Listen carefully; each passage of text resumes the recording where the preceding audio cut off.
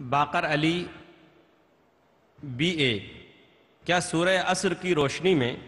امت مسلمہ کے سبھی لوگوں پر دعوت فرض نہیں ہے؟ اس سوال کا جواب میرے بیان میں آ چکا ہے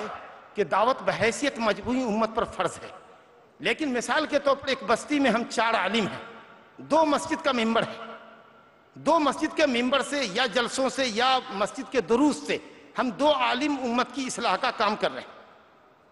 تو دوسرے 2 عالموں سے یہ فریضہ ساقط ہے، لیکن استحبابی حکم ان کے لیے بھی ہے، اور اگر ان کی نگاہوں کے سامنے کوئی غلط کر رہا ہو اور وہ امام صاحب خطیب صاحب وہاں موجود نہ ہو تو اس وقت آپ ہی پر فرض ہے۔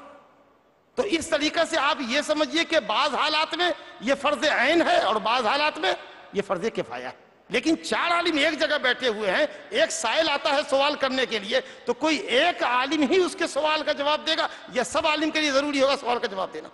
تو اس طریقے سے یہ فریضہ تو ہے امت کے اوپر من حیث الامہ،